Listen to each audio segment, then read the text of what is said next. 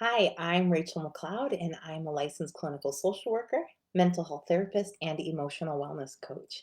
And today I want to talk with you about how toxic positivity blocks us from getting rid of symptoms of anxiety, depression, and traumatic stress.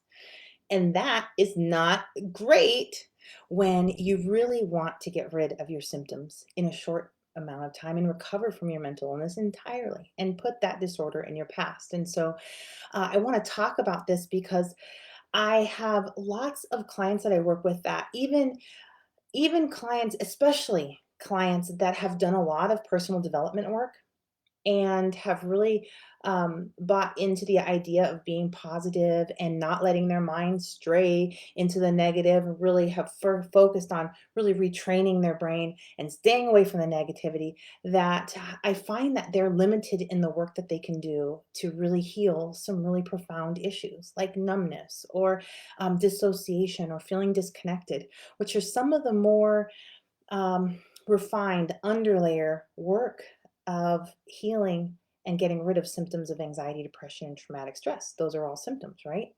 And so a lot of times these people can get rid of the big symptoms like panic attacks or racing thoughts or difficulty concentrating or difficulty falling asleep or waking up throughout the night, nightmares, yeah, all these things. But when we come to these other layers, we can really get blocked. And I have even found that clients that are new to this work, that they really need permission and guidance to not fall into these patterns of toxic positivity, because it will really block their healing. And I'm all about my goal. My specialty is helping people move their disorders in 2 to 6 into remission in 2 to 6 months. And so, because that's my goal, I love finding new and faster ways to do this and stuff that is very, and so let me tell you about this. And there's lots of people that will tell you not to be negative, right? But let me tell you that we're going to start with defining toxic positivity from my perspective. Okay. Let me move my stuff here in front of me. I don't know how it got over there. Me. Right? Anyway, but okay. So toxic positivity for me, and so review this definition to see how you feel about it, is when we discount, avoid, deny, dismiss, suppress negative emotions, negative thoughts, negative feelings, right? We just can't be doing that. We're not allowed to go over there. We separate, right? We're allowed to feel the good emotions. We need to be up in joy and gratitude and happiness. And that's where we need to be focusing. We need to try hard and we need to do that. And all that other stuff, pettiness, jealousy, rage, anger, you're not supposed to go over there. You're not supposed to do that. And I will tell you that this is a problem because you're basically working under the premise of divide and conquer. You're dividing and conquering yourself. That's not going to work very well for your navigation, for you how you live in the world, how you be in the world. That creates that division in there. That creates you're already conquered. If there's emotions that you can't touch, because the culture says you can't, or because the coach that you're working with says don't be negative Nancy, because of any reason, because they told you stop crying, because they told you you should be ashamed of yourself for thinking all these negative things. Aren't you more mature than that now? No, none of us are. Okay. We have all parts of us because we are a whole person, and we come packaged with all of this expansive, broad ability to experience a wide range of emotions. That's natural to us, it's native to us, and it's very healthy. Now, the challenge is how do we deal with all of that, right? Because that's a lot, that's like a high powered rocket attached to your back, right? Now that's a thing. We're talking about now building skill with these things, but not to divide them. Okay, we can work with you. You got to go in the dungeon. We can work with you. You got to go in the back somewhere. You up here, you stay out of here. No one can catch me with you. No, this really doesn't work. This is very, very dysfunctional. And we know divide and conquer. I don't want you to be conquered. I don't want that for you. And my contact is really just wanting to do some things right now. And I'm on a roll. Anyway, so my point is that if you continue chopping your emotions up into acceptable and not acceptable, you're really holding us back from what we can accomplish with your mental wellness and with your ability to get rid of symptoms. And so I would call that toxic positivity. You're doing something that is toxic and poisonous to yourself, and you're not going to function very well. Okay, so that is my definition of this. And there are many teachers teaching many of these things. And I would tell you that many of the teachers that are teaching these things, there is a right time for that. But if you are dealing with mental illness, that's we're not there yet. Okay? We're not ready to work at the behavioral level of things, which is like thought stopping and controlling these things. We need to get under the hood here and see what's going on. Where are these symptoms coming from? And I'll tell you, they're coming from from emotional wounds. They're coming from pain. And all of that pain needs to be healed and resolved, not ignored or dismissed. If you've already done your healing work and all your emotional wounds are healed, which I have not met a person, myself included, that is the case. But if it's you, let's meet. I need to like see what's going on in there. And so, but my point here is that there are when you have a mental illness, when you have emotional wounds that are creating mental challenges for you and symptoms of anxiety, depression, and traumatic stress, please don't take advice from those who are not experts in resolving these symptoms and getting rid of them. Okay? I'm being a brat. I'm being a brat over here, and I'm being a little spicy. But I hope you're feeling me, right? Okay. So don't do it if they don't have a track record of getting rid of symptoms and resolving mental health disorders. The path that they're taking you on could be suppressing that, which means at some point it's going to blow up. We actually want your brain to do the healing work. And if your brain solves this problem, it resolves. If you solve it with your prefrontal cortex and all your thoughts and all your efforts and your willpower, your brain will find all the loopholes and then go back to the way it was. And usually by then it's worse. Because remember, these symptoms, these emotions are happening because your brain is trying to grow. It's trying to help you heal. It's trying to help you progress. It's trying to create new ways of being for you in the world so that you're functioning better, so that you can do the things you want to do. I know these symptoms are blocking you from doing the things you want to do right now. And they're stopping you from expressing yourself the way that you want to. But these symptoms really are your brain's effort to help you accomplish your goals. That's its job. That is the nature of brains. If it's not doing that, that means that this process is not functioning well. And you don't want to throw some whitewashing paint on this malfunctioning process. You want to get in there and fix that because that's how you're going to that's how you're going to get rid of these symptoms. Because if this malfunctioning program right here, process that your brain has, it doesn't work, and it's trying to pull stuff through it and heal your life, and it gets stopped right here and it bounces back out, nothing's getting healed. You're not getting growing. This means you're running off of subconscious programs and limiting beliefs and beliefs that you've acquired, the past, all these things that are no longer accurate to who you are now. How well is your life going to run if you're running off of the subconscious programming of when you were 10, because that's when this process stopped and things have not gotten through since then? How well are you going to run a subconscious program of a 10-year-old while you're trying to live the life as a 35, 40, 50-year-old? It's not going to go very well. That's a lot of the dysfunction that we're experiencing. And so to resolve that is not that's not a medication support issue. I'm not saying don't get medication. I'm not saying that because I don't think that that's the truth. But when you want to resolve this, you have to get in here and resolve this. not just throw some things at it and hope it's going to work. No, let's get that thing working. We want to rehabilitate your brain's healing process. Okay, I ran way off there. I'm going to talk more about toxic positivity and and what to do instead.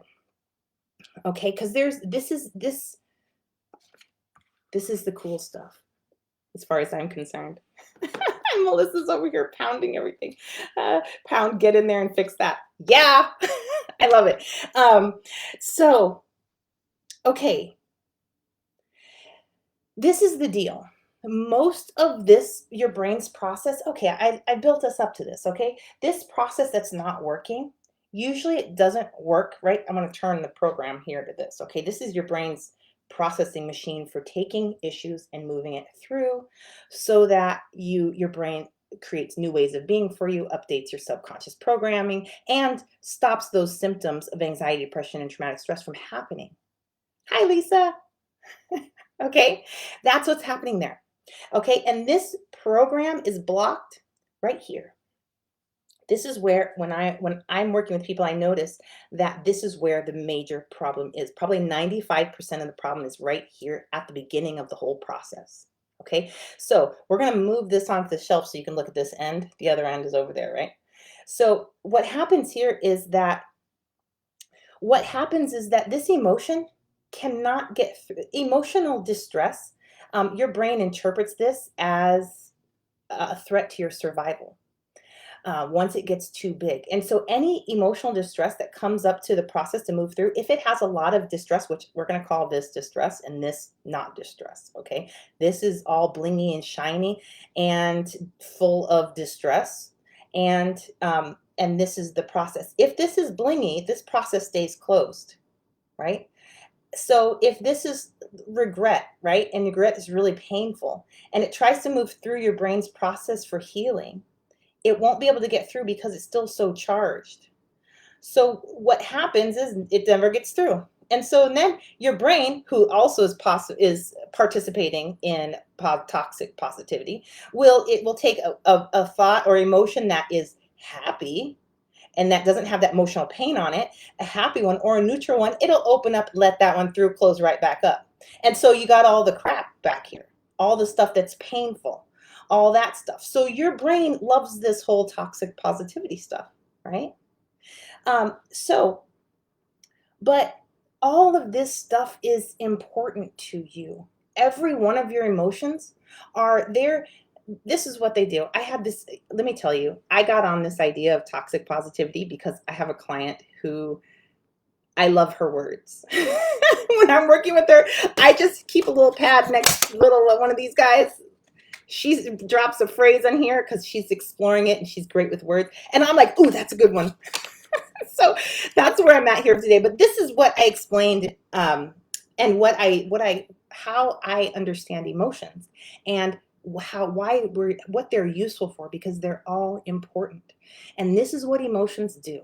Let me show you why this is important. Okay, back here in this area, that is where emotions come from, the back of the brain, the limbic system back there. They are like little, let's say you're on a boat and they're your little sailors. Not little, they're sailors. They're helping you navigate this sea of life. Right?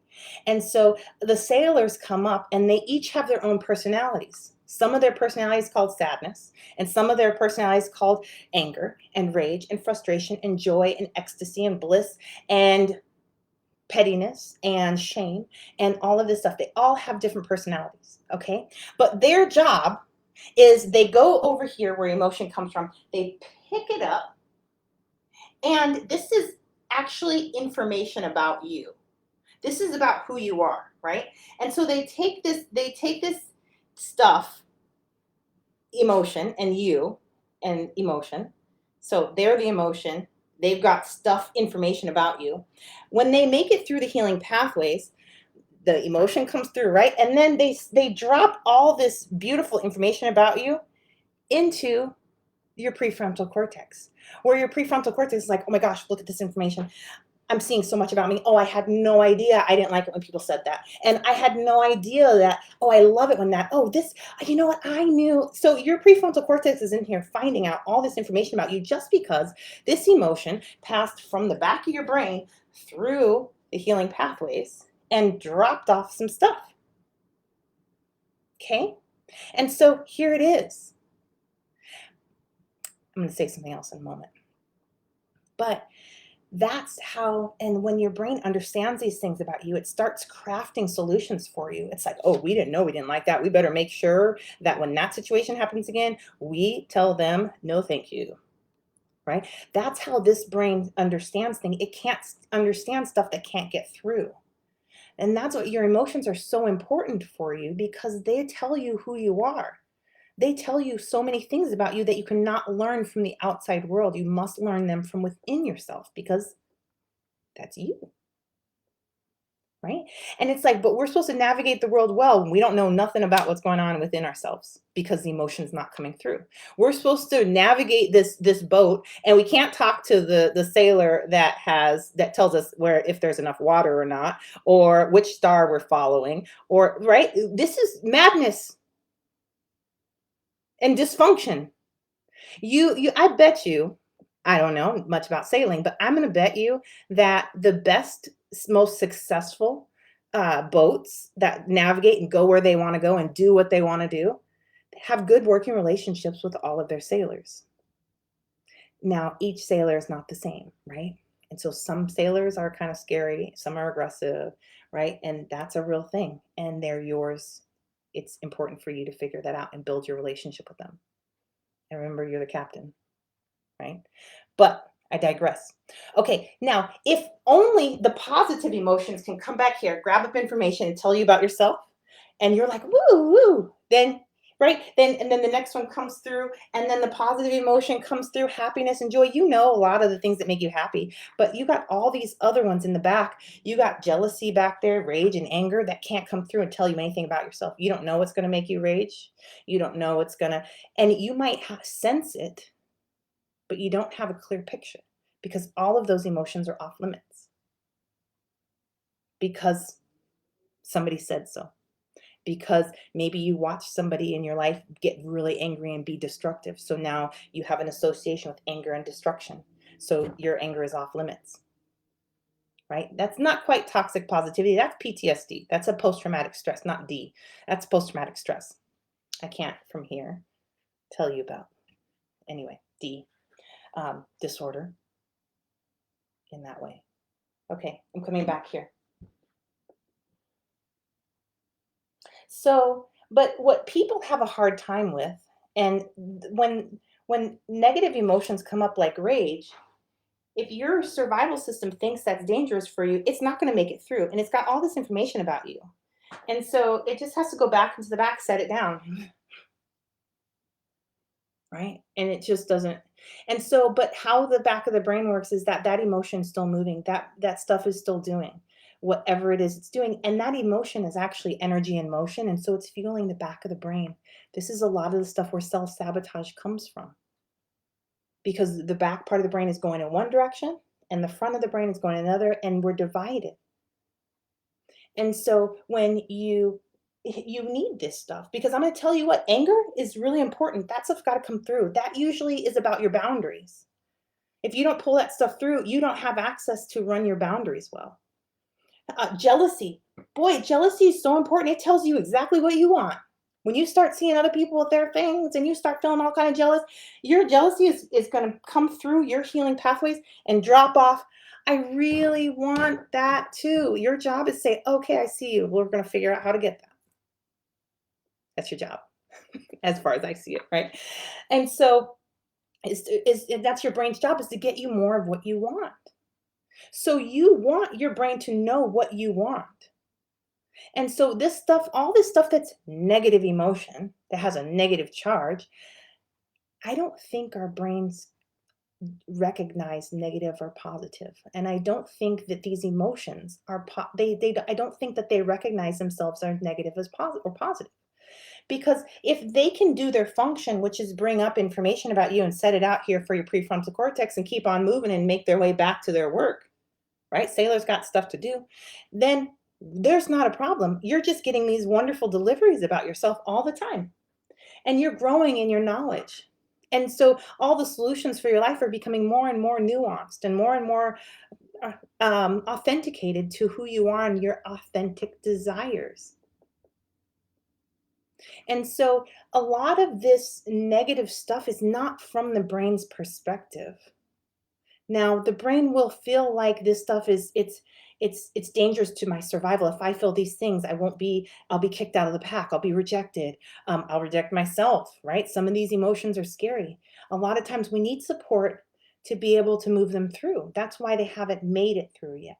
That's why this right here, opening the door to let all these emotions through, is really what these interventions I talk about, the emotional freedom techniques, the thought field therapy, energy medicine, and eye movement desensitization reprocessing. And this is what is so important to open the door. Now, let me tell you something else.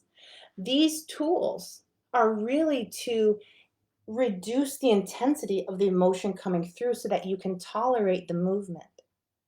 Because if your brain suspects any harm to your system through the intensity of these emotions, it will push it out. And so these interventions really help you take this stuff, this emotion over here, and start pulling it through piece by piece, the emotion, so that it's so little and so minute. The next thing you know, this does not feel so hurtful, so distressing, make you so sick to your stomach. Next thing you know, you can't find that sick to your stomach feeling. And because you don't find that, your brain is like, oh, this must be okay. And it comes through. Now your brain will make sense of it. Okay. And so that's really, really, really important. And it's desensitizing. And that's really where I'm going with this. I'm running my mouth a lot because I'm having a great time. But I want you to understand that we are not just moving through dangerous things through your healing pathways. We actually want to do the work of not making them not dangerous anymore. And then your brain will naturally let them through. Right? So we're grabbing stuff, we're using interventions on it, we're getting the whole brain to start moving that danger, that I call this it's an emotional charge, right? So these thoughts, right, they're like this. And then the emotional charge is that pulsing, I call this bling. You'll see, I wrote something tomorrow that I will post tomorrow about this. And talk about it a lot, but I've never written about it. So I call this bling because this is what your survival system cares about. It's this emotional charge, right? So if we go back here and we find negative emotion that has this negative charge to it, painful charge, right? Your brain looks at this and is like, we're getting zapped, we're getting electrocuted, we're going down, we're going to die, this isn't going to work, right? But we want to get over there and use an intervention on this. And we're getting over there, we're going to use the intervention to scrub the bling off, right? You're just going to scrub it down a little bit. It takes like 10 to 30 seconds, right? We're going to scrub that down. Maybe if it's super complex because it's a big glob of thoughts, right? We're going to scrub that down. Maybe it's going to take 2 minutes, maybe 3, maybe 5, whatever. We're scrubbing, right? Now there's a lot of thoughts back there, so there's a lot of 2 minutes and 1 minute and 30 seconds, okay? But once this doesn't have the bling on it anymore, your survival system does not care. It's not a threat anymore. So it can make it through and come in here and inform you and help you create new ways of being in the world that are authentic to you, right? Okay, now what's important to hear, and I want you to hear that the desensitization piece of this. When you focus on the negative back here and use an intervention. Now, I would tell you that I wouldn't focus on the negative without an intervention, because if the door is closed, what you're doing, anytime you pay attention to something, you're beginning the healing process. So if you pay attention to something, it's going to start trying to move through. But if it's got that negativity on it, that pain, it's not coming through. So what you're doing is you're splashing pain everywhere, all over your life, right? And you're dissociating and you're going into a panic attack. And this is what symptoms of anxiety, depression, and traumatic stress are made of. That splashing against the survival system wall, the door, Okay. And that really, I mean, that's it. I'm certain that's not just a story. Like that's what the deal is. So what we don't want that to happen. So that's really why we want to, as you notice things that are negative, start using one of your interventions. Use interventions on it. Then what happens is the bling comes off and it moves through. So you are being effectively negative. You're being negative well. You're being negative in a way that your whole brain moves to and dances to and creates with. It's a very functional process, right? Because you're cleaning up.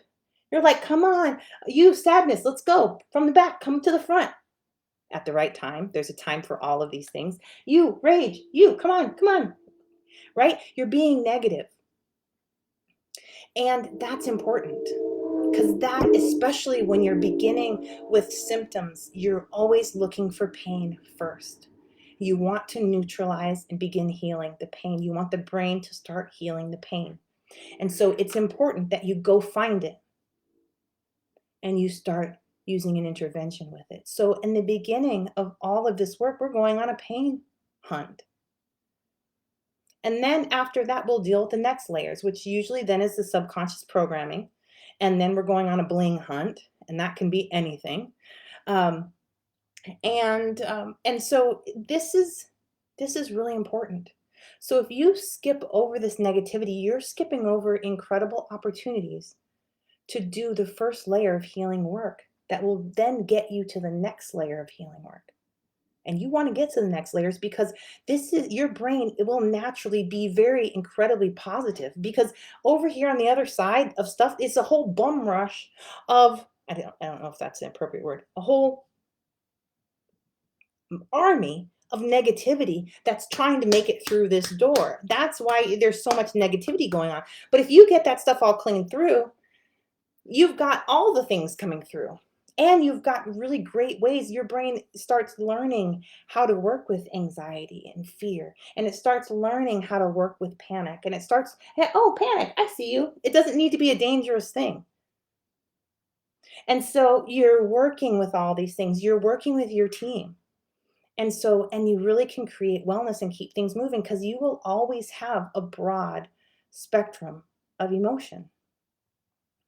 Okay, let me tell you what happens when you start focusing on the negative, and let me tell you some really great phrases, which don't use these at the wrong time. If you hate them, if you're intuitionally like, "Bleh," don't do them. That's your system saying we're not ready for that.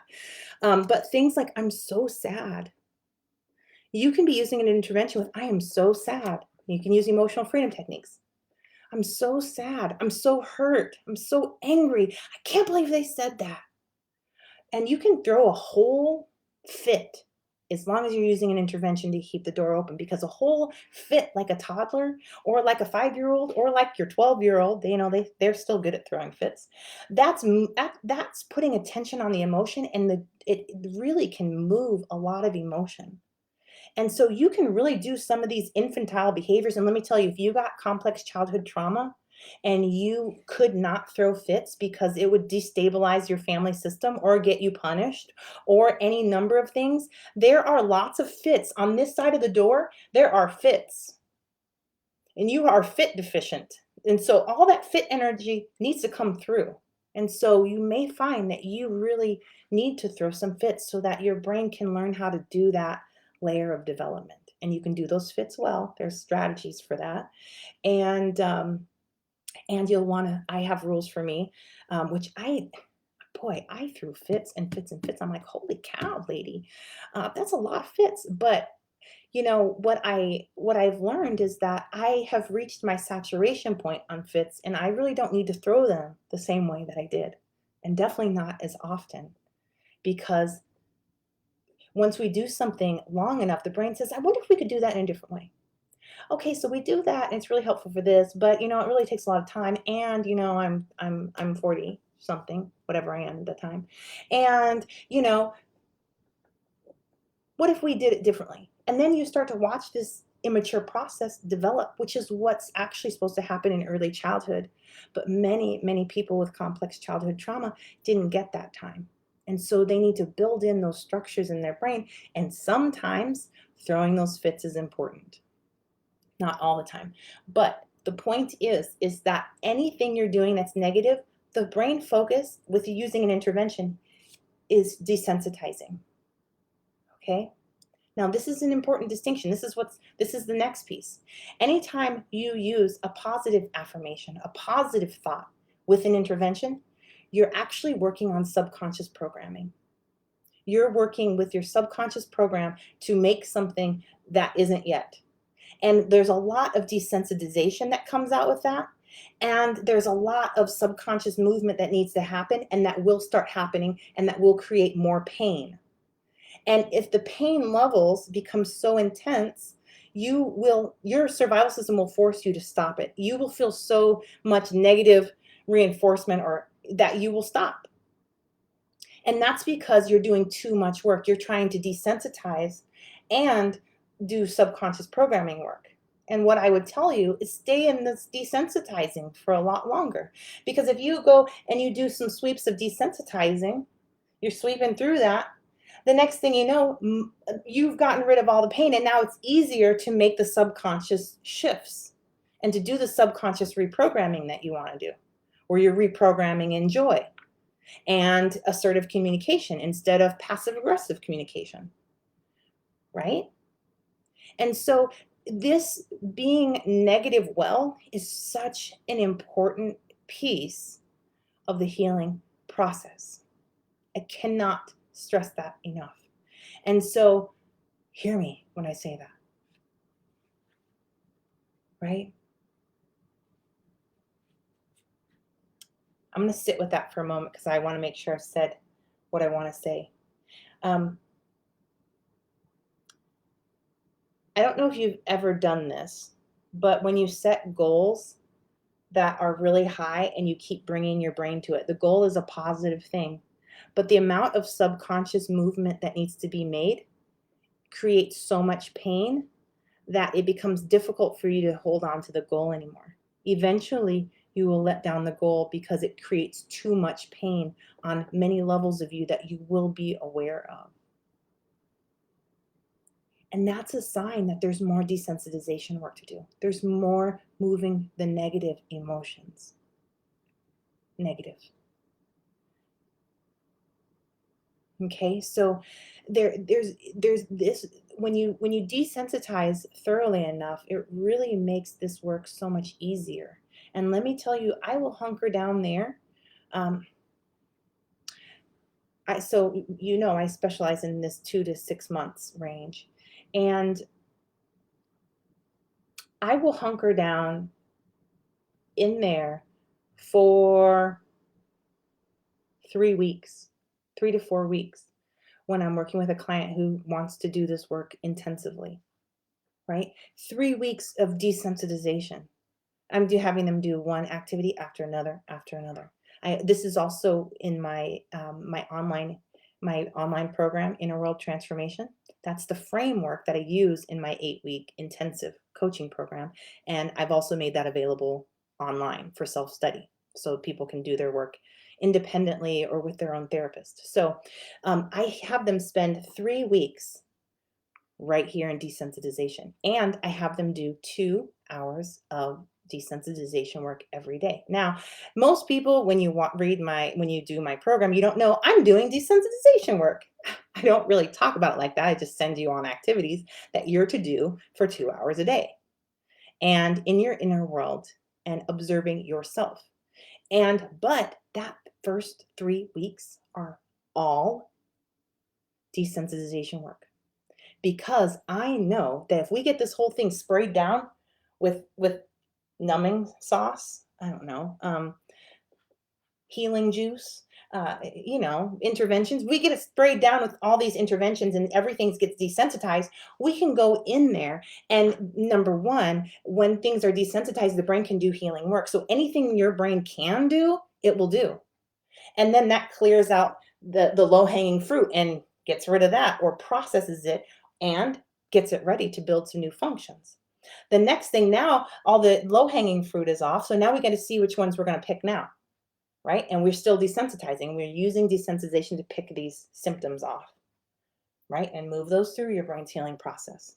And we keep going with there. The more we do this work, the more major desensitization we can do. Then, and so if I'm having people do desensitization work for 21 days, 3 weeks, and I have them do 2 hours every day of desensitization work, come on, math. That's 41, 42. That's 40, 42 hours of desensitization work. That's more than you would get if you were working with using the traditional weekly therapeutic route for almost a year, 10 months, 8 months, 9, mathing, not doing that today. So you see what I'm saying? That's a lot of work in just 3 weeks. And that's all desensitization work. And it's a focus on the negative. That's what we're doing because we're going to clean it out. You know that if you spill something on your floor, it's best just to clean it up, right? And if you got a whole problem on the floor, it's best just to clean it all up. And that's really what we're doing in the brain. That's it. There's pain everywhere. There's pain here. And it's pain because it didn't make it through the healing pathway. So it just had to hang out over there. And then it collected and then there was more and then there's more. Now there's a lot. Now it's creating dysfunction. So this is really, really important. So I hope you're picking up what I'm putting down. And really, when we're done with this desensitization work, then it's like we've brought in so much healing. Now it's time. We've taken all this stuff. Now we get to help your brain create things. Now it's time for creation time. We cleared so much stuff out. We learned so much about you during all that desensitization. All the stuff, all the missing pieces that hadn't been able to come through are now here. That's a huge knowledge surge about who you are, how you function, why you do what you do, what your motivations are, where your motivation went. That's in the pile over there. We go find it, right? And that's all in the negative. So, if you're trying some positive affirmations, see how you do. If you're doing them and they feel really good, great. But if you start avoiding them, something's going on. It's activating too much distress, and your survival system is creating protection for you. It's like, hey, don't look over there. And it's got your nervous system. It's at the wheel there, so you don't look over there, right? So, but really, when you do this work right, it opens up all of your natural positivity. And it automatically starts lifting your mood because all of that negativity is not being drug around behind you or in all the baggage and luggage that you're carrying. And it makes life so much easier. And this is where a lot of post-traumatic growth comes from. It's because you have this big surge of knowledge about yourself and how you work and what you're doing in the world, right? And so that and this is where we really start seeing and um I really spend the last 3 4 weeks of the program, 3 weeks of of my coaching program and inner world transformation, the online group program, the online self-study program, um, on creating, right? And that's the fun part. When my clients get there, they're like, whew, especially the last week, because that's the fun week.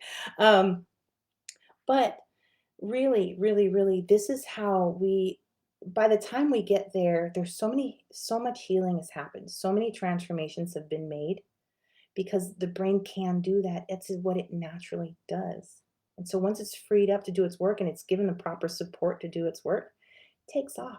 And this is where you'll get some outcomes like deeper connection, more pride in how you're behaving because you're actually behaving with your skills. You're not just going into a limbic state and fighting or freezing or fawning. You're actually starting to be who you are. And that's a really cool time. And it's also times where people's inner critic has already been transformed because that inner critic is not supposed to be there. That's really a sign of emotional wounding, pain, stored pain.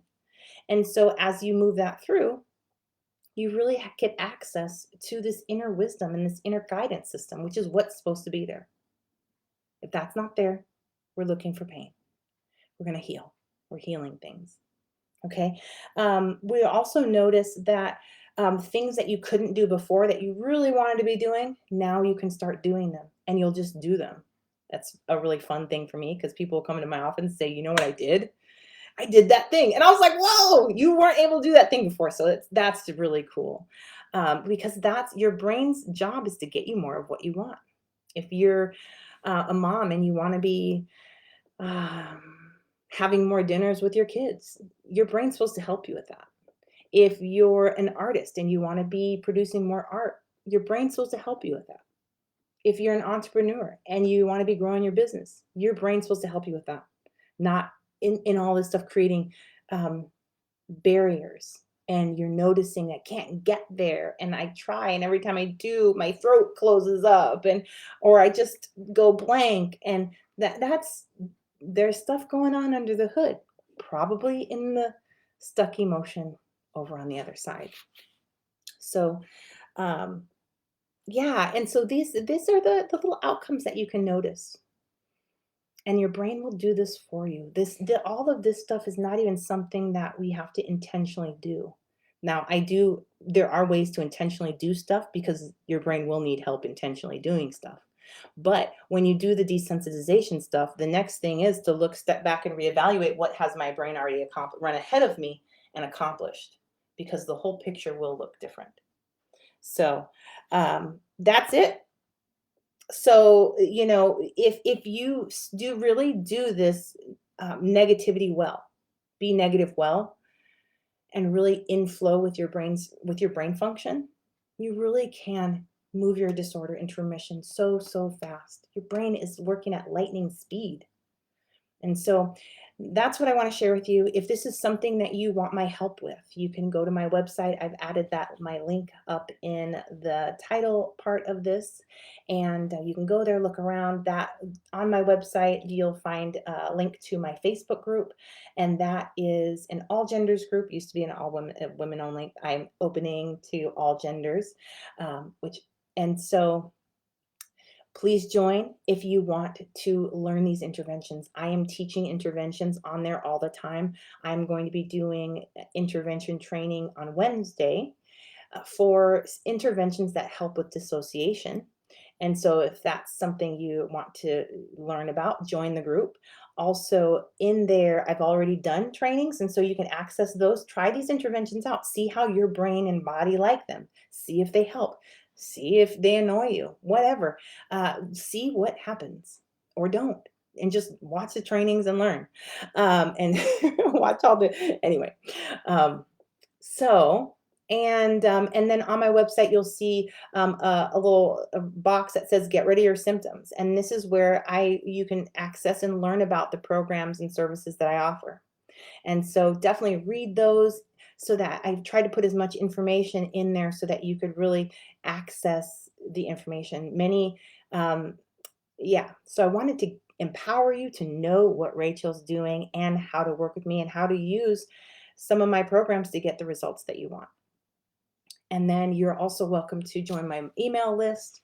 That's on there as well. And then there's videos on there from my YouTube channel, and where you're welcome to hang out at my YouTube channel. Almost 100 videos over there talking about just this stuff. And yeah, so connect and follow and subscribe and enjoy and try things out. And I think I'm not seeing any questions. So let me read this.